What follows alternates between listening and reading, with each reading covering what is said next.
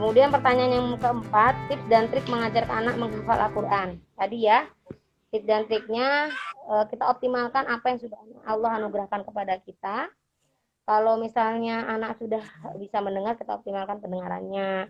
Anak sudah mulai bisa melihat, kita optimalkan penglihatannya. Kalau sudah lengkap dengan bisa berbicara, itu lebih kita optimalkan kembali. Jadi lebih bagaimana kita bentuk mensyukuri anugerah yang sudah Allah titipkan kepada kita melewati anak kita optimalkan itu. Bisa kalau untuk anak yang belum bisa membaca Al-Quran itu dengan metode talaki. Jadi kita sebagai orang tua mentalakikan hafalan kepada anak. Namun jika tahsinnya orang tua, maksudnya bacaan orang tuanya belum memenuhi standar bacaan yang baik, lebih baik belajar tahsin dulu baru mentalaki anak. Karena kalau dari awal mentalakinya itu sudah bacaannya salah, maka itu akan mengakar di otak anak sampai dewasa. Ini itu akan sangat berbahaya. Karena kalau sudah terbentuk itu untuk dirubahnya agak sulit. Sama kayak kita, kayak orang-orang apa sesepuh-sesepuh kita yang ketika membaca alamin itu ngalamin gitu misalnya atau apa itu kan sulit kita untuk merubah itu karena apa? Karena sudah mengakar, sudah bertahun-tahun. Nah, iya betul. Khawatirnya seperti itu. Bacaan yang kita bacakan ternyata belum memenuhi standar yang baik, kemudian mengakar ke anak sampai di bawah dewasa dan malah jadinya menjadi bumerang buat anak itu sendiri. Jadi saran saya, orang tua yang ingin memakai metode talaki ke anak, silakan diperbaiki dulu bacaan Al-Qur'annya sehingga ketika membacakan ke anak itu sudah memenuhi standar tahsin. Apakah harus hatam Al-Quran dulu, hatam hafalan Al-Quran dulu, orang tuanya idealnya seperti itu. Tapi kalaupun belum, itu nggak kemudian kita langsung menyerah dan putus asa. Oh saya mah belum hafal 30 juz, kayaknya nggak mungkin deh anak siapa. Insya Allah bisa bersama, bisa justru ketika anak menghafal kan kita jadi semangat tuh menghafal juga. Saya sendiri pribadi, saya belum hafal 30 juz. Tapi niat untuk sana tetap ada. Halo, ada iklan Ustazah. dipinjam dulu. Ngambek. Anak merasa mamahnya dipinjam. Ya, jadi seperti itu ya. Tidak menutup kemungkinan orang tua yang belum hafal 30 juz kemudian anaknya bisa hafal 30 juz itu nggak menutup kemungkinan dan nggak mustahil. Jadi kalau saya karena keterbatasan ilmu saya dan pengalaman saya, jadi kalau saya itu modal nekat, udahlah Bismillah, nekat dan ditelatenin. Dengan ilmu yang sedikit saya berusaha untuk mentelatenin itu dan nekat maju gitu kan. Walaupun pada kenyataannya suka dukanya ya banyak dan tidak semudah membalikan telapak tangan, kemudian banyak hambatan-hambatannya juga ada. Tapi selama ini ketika saya menghadapi kesulitan-kesulitan, ya saya udah titipin sama Allah, saya sampaikan ini kok anak lagi susah murojaahnya, anak lagi begini, saya titipkan ke Allah. Nanti tiba-tiba selama ini wallahualam ya tiba-tiba muncul ide gimana kalau anaknya begini, gimana kalau dikasih program ini, gimana kalau dibikin jadwal begini, muncul ide itu sendiri dan itu taufik dari Allah saja. Makanya saya sangat bersyukur alhamdulillah selama ini Allah sudah memberikan kemudahan-kemudahan dan saya mengucapkan banyak terima kasih dan jazakumullah khairan kepada ustazah saya, Ustazah Sarmini yang telah mengajarkan ilmu dan pengalamannya kepada saya sehingga menjadikan anak saya bisa menjadi selesai 30 ilmu beliau juga, bimbingan beliau kepada saya selama ini. Dan insya Allah ibu-ibu di rumah sekalian, mama-mama semuanya di rumah bisa tidak ada yang mustahil karena kalau kita menyerah, kalau kita mengatakan oh nggak mungkin, ya nggak akan mungkin. Tapi kalau kitanya optimis, insya Allah ya. Karena saya sendiri sudah berapa kali membimbing kelas online via WhatsApp dulu. ada beberapa umahat yang memang punya semangat dan ketekunan telaten sehingga anaknya bisa selesai membaca Al-Quran di usia 4 tahun dan sekarang anaknya sudah hampir 6 juz Masya Allah. dengan beliau ikutan kelas online bersama saya dari nol. Kemudian juga pernah ikut kelas offline bersama Ustazah Sarmini dan dia punya semangat. Intinya punya semangat dan ketelatenan. Tapi kalau kita hanya semangat di awal, kemudian selebihnya kendor, ya nggak sampai-sampai gitu. Ibaratkan kita pengen mencapai menuju sebuah tempat, kita mengayun sepeda tapi cuma setengah-setengah, ya nggak akan sampai ke tempat tersebut. Memang lelah, memang sangat capek, tapi ketika kita mengayun walaupun pelan-pelan, lama-lama akan sampai ke tempat tersebut. Tapi kalau ngebut di awal, udah kecapean, ngos-ngosan, terus berhenti, atau bahkan putar balik, ya nggak akan sampai. Jadi memang harus telaten kuncinya, siapapun bisa, nggak harus lulusan syariah juga bisa, nggak harus hafizah juga insya Allah bisa. Yang penting punya semangat, dan tadi luruskan niatnya karena Allah, terus berserah diri kepada Allah, kemudian coba terus cari ilmunya kepada siapapun, belajar. Saya ketemu siapa, oh ini kayaknya bisa jadi diambil ilmunya, belajar sehingga bisa menerapkan untuk mewujudkan mimpi-mimpi yang sudah dituju.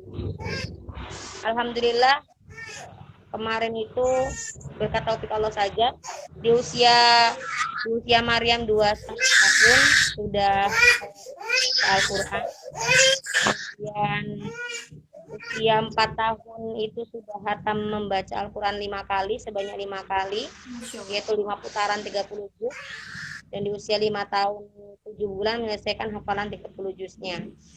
Dan insya Allah buah hati mama-mama di sini bisa lebih baik dari itu selama kita punya semangat, kita berserah diri sama Allah dan niatnya tetap lurus. Insya Allah akan Allah kasih kemudahan. Oh, itu ya untuk jawaban atas pertanyaannya. Kemudian pertanyaan berikutnya tadi sudah ini ya, bagaimana cara mengajarkan Al-Quran pada balita yang belum bisa bicara? Pakai metode talaki. Kita membacakan, kemudian anak mendengarkan kalau belum bisa bicara. Tapi kalau sudah bicara, maka kita meminta anak menirukan. Kalau anak belum bisa bicara, cukup kita yang membacakan, atau kita putarkan murotal, anak mendengar. Tapi ketika dia sudah usia bicara, maka anak menirukan. Maka itu saya sampaikan, kita optimalkan anugerah yang sudah Allah kasih. Allah baru kasih pendengaran dan penglihatan, belum kasih lisan untuk berbicara, ya kita optimalkan itu terlebih dahulu. Kalau sudah dikasih, mengoptimalkan semuanya. Kemudian yang berikutnya, kegiatan apa saja yang dilakukan Maryam selain menghafal Al-Quran? Ya sama kayak anak-anak yang lain, ya main sepeda, bermain Lego, main sama teman-temannya, ya sama. Untuk menghafal ya Ustazah, masih bisa bermain-main ya? Masih bisa dan masih cukup sangat banyak waktunya untuk bermain. Karena saya waktu itu men-setting ketika saya mengajar adalah waktu tidur atau waktu bermainnya Maryam. Tapi saat saya istirahat mengajar, itu adalah waktu ngaji Maryam. Jadi saya pakai waktu mengajarkan Maryam itu di waktu-waktu istirahat saya. Karena kalau nggak gitu nggak ketemu. Karena saya waktu itu ngajarnya full dari pagi sampai sore. Makanya saya lebih optimalkan Maryam di malam. Pagi sampai sore itu kan saya sambil mengajar anak-anak yang lain, murid-murid yang lain. Kalau malam itu khusus untuk Maryam. Makanya sampai Maryam itu dari sore itu adalah waktu bermainnya Maryam. Karena saya sore itu mengajar, Maryam bermain. Nanti saya selepas mengajar selesai, Maryam mengaji. Jadi seperti itu. Ada waktu khusus nggak untuk menghafal Al-Quran? Yang jelas, Al-Quran itu memang harus kita khususkan waktunya. Tidak bisa kita kasih waktu sisa. Karena kalau kita sisakan, ya yang ada tenaga sisa, kemudian anak sudah kurang fit, kemudian kurang fokus. Tapi saat kita sisihkan, bukan kita sisakan, insya Allah kondisi anak itu lebih optimal. Jadi memang kita harus perlu merapikan jadwal rutinitas pribadi kita, kemudian kapan waktu kita mendampingi anak, membersama anak, kapan waktu Al-Qur'annya anak, kapan bermainnya, memang harus dicoret, dibikin coretan, dibikin jadwal khusus. Jadi supaya kita tertib dan kita bisa continue di situ. Termasuk kita mengajak apa namanya, kesepakatan dengan anak, bikin kesepakatan, bikin komitmen nih, waktu main kamu ini ya, waktu belajarnya ini, waktu. Jadi anak-anak itu tidak hanya menjadi objek, tapi juga mereka adalah subjek, sehingga mereka merasa tidak tertekan. Tapi kalau kita tidak ajak untuk berbicara, ya mereka merasa hanya disuruh. Apalagi kalau orang tuanya tidak mencontohkan, kok aku disuruh ngapal tapi umi abiku HP-an misalnya, tapi umi abiku nggak ngafal misalnya, pasti ada protes. Kok ini nggak setoran, aku doang setoran, mesti ada protes seperti itu. Jadi tetap kita berusaha untuk memberikan keteladanan tadi. Kemudian berikutnya, suka duka selama membimbing Maria menghafal Al-Quran. Oh, tentu banyak. Dari mulai ngambeknya, dari mulai susah dibangunin, dari mulai dia sakit. Biasanya anak ketika sakit tuh akhirnya yang kemarin sudah bagus jadi balik lagi.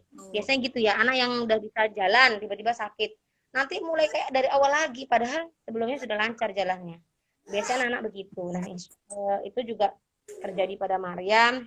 Kemudian Maryam sempat juga mutu, nggak mau nggak mau ngaji, itu juga pernah. Sampai satu hari itu membaca cuma dapat 2 halaman juga pernah. Yang biasanya bisa 1 juz tilawah, dia cuma 2 halaman, itu juga pernah. Jadi saya pernah mengalami kapan Maryam nggak semangat, itu juga pernah.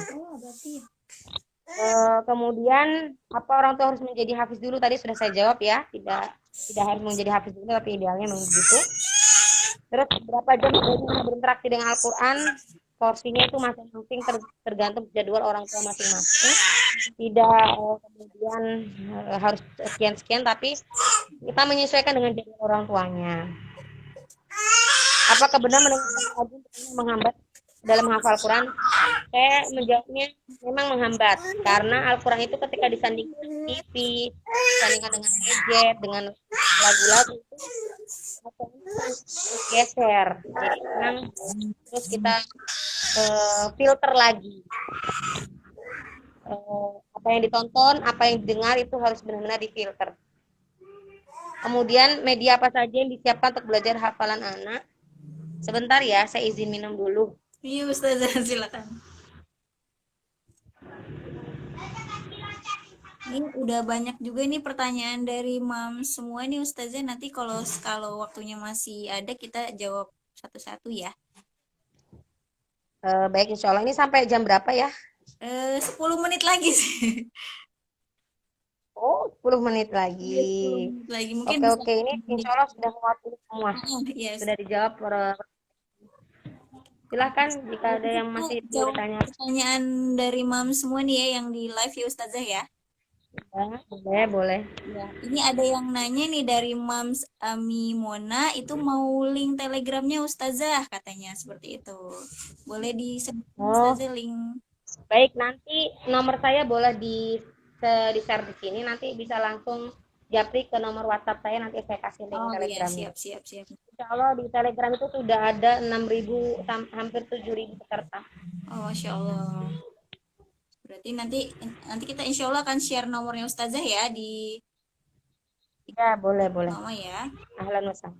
Terus ini ada yang nanya juga, kalau boleh nanti dicontohkan cara mentalakinya Mam, supaya ada gambaran untuk praktik di rumah, katanya seperti itu Ustazah. Oke, kalau di Telegram itu ada, saya contohkan materi bagaimana cara mentalakinya, kemudian cara menstimulan anak di usia di bawah 2 tahun juga ada. Insya Allah sudah ada ulasan materi di situ yang tersave, dan ketika masuk gabung bisa diakses materinya. Nah, terus ada yang karena kalau di sini nanti khawatir waktunya kurang cukup ya. Kurang efektif. Detailnya bisa masuk ke link Telegram saya, nggak apa-apa. Ya, siap. Selanjutnya adalah pakai murotal bisa tidak Ustazah gitu. Setiap hari murotal juz 30.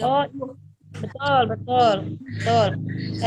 Jadi murotal itu audio yang mendukung program menghafal anak. Mariam juga pakai murotal.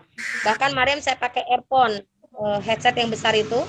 Jadi dia sambil sepedahan, sambil mainan Lego, ini tetap terpasang murotalnya. Gitu ya. Itu dulu sempat saya pakai begitu. Murotalnya dipakai karena sangat membantu apa yang didengarkan anak ketika tidur itu sampai ketika bermain itu sangat membantu program menghafalnya. Masya Allah. Ada lagi nih Ustazah nih ya, maaf baru ikut gabung, bagaimana metode mengajarkan Al-Quran pada anak saat masih dalam kandungan? Nah, seperti itu.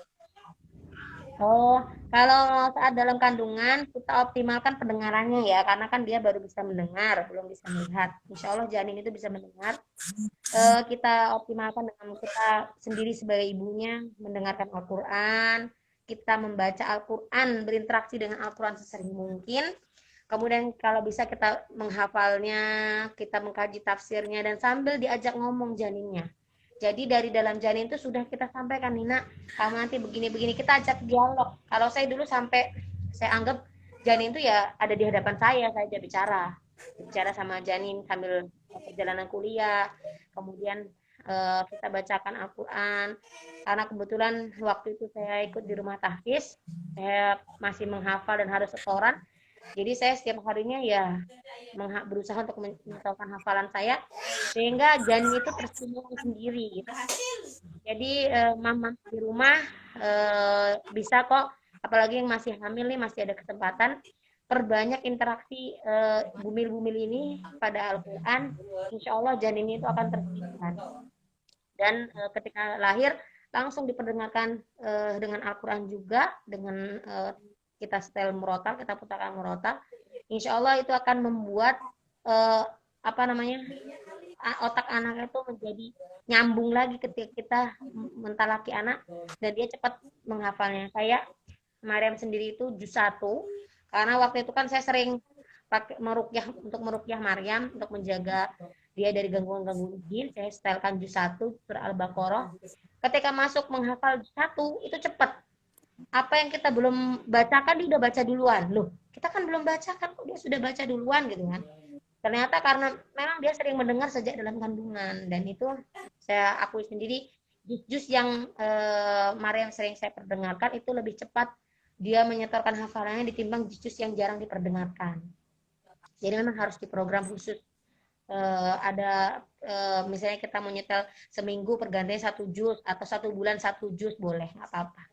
Itu pakai mana aja boleh. Mau sebulan 1 jus dimulai dari usia bayi 1 bulan, jus 1 bulan, 2 bulan jus 2 sampai 30 bulan itu udah 30 jus nggak masalah. Atau pergantiannya 1 minggu juga nggak masalah. Jadi seperti itu ya. Ini ada pertanyaan terakhir nih Ustazah. Iya. Nih, kalau baru mau mengajar anak di usia anak 4 tahun, sudah telat belum ya Ustazah? Katanya seperti itu dari Mam Fiza. Betul. Baik, insya Allah untuk Al-Quran itu tidak ada kata telat, tidak ada kata terlambat. Kita pun yang seusia ini masih bisa untuk mengejar keterlambatan yang kemarin. Bahkan ada usia, kita sering dengar ya usia nenek-nenek menghafal Al-Quran terus menghatamkan 30 juz juga ada. Banyak sekali kisah-kisah yang kita bisa ambil hikmahnya. Dan untuk apalagi untuk usia anak 4 bulan ya, 4 tahun itu masih bisa dikejar walaupun golden age-nya yang dari usia sebelumnya sudah terlewati, tapi kan masih punya kita bisa mengoptimalkan usia yang setelahnya. Jadi memang kalau idealnya kan ketika golden age itu kita tanamkan Al-Quran itu sangat meresap karena anak itu kan ibarat spon ya. Apapun yang bentuknya cairan di atasnya dia meresap bener-bener gitu kan. Nah, kita berharapnya gitu. Tapi kalau udah di atas usia itu ya nggak apa-apa. Yang penting kita mau tetap semangat dan tetap telaten, nggak masalah. Itu ya Ustazah ya. Intinya di continue ya, intinya di telaten sama sabar. Jadi memang harus sabar. Sabar. Sabar menahan diri, sabar menahan lelah, sabar menahan ujian-ujian yang ada sebagainya. Iya, iya. Alhamdulillah nih eh sudah banyak sekali nih ya ilmu yang diberikan oleh Mama Ina atau Ustazah Ina. Semoga ilmu ini bisa bermanfaat nih untuk mam semua. Amin, Alhamdulillah amin, amin. sudah berakhir nih sesinya hari ini. Terima kasih Ustazah. Mohon maaf nih kalau ini mengganggu waktunya sampai belum istirahat. Iya, iya. Nah, saya juga mohon maaf ini ya keterlambatannya. Insya Allah semoga yang hadir di sini akan diberikan kemudahan-kemudahan oleh Allah. Amin. Kemudian apa yang waktu yang dikorbankan di sini menjadi berkah sehingga nanti menjadi wasilah untuk anak-anaknya di rumah menghafal Al-Quran dan bisa menyelesaikan 30 juz serta mencintai Al-Quran itu sendiri. Mohon maaf atas segala kekurangan keterbatasan saya. Mohon doanya untuk guru saya Ustazah Salim ini. Semoga ilmu beliau juga lebih banyak manfaatnya bisa diambil oleh orang lain sehingga lebih luas dakwah Al-Quran ini khususnya di Indonesia. Amin ya rabbal alamin. Ya, mudah-mudahan kita semua bisa mencetak generasi Qurani ya Ustazah ya. Amin, amin ya rabbal alamin. Terima kasih Ustazah. Insya Allah bisa. Mungkin bisa Ya, kita akhiri sama-sama. sharing hari ini. Semoga bermanfaat dan bisa bertemu lagi nih sama Ustazah di sesi berikutnya. Ya, Baik, baik. ya kalau gitu kita akhiri Ustazah ya. Assalamualaikum warahmatullahi wabarakatuh. Waalaikumsalam warahmatullahi. Iya nih Mams, Alhamdulillah ya sudah selesai. Mohon maaf ya sebelumnya kalau misalkan ada banyak iklan. Semoga sharingnya bermanfaat untuk Mam semua. Kita akhiri sesi sharing hari ini dengan baca lafaz hamdalah. Alhamdulillahirrahmanirrahim. Assalamualaikum warahmatullahi wabarakatuh.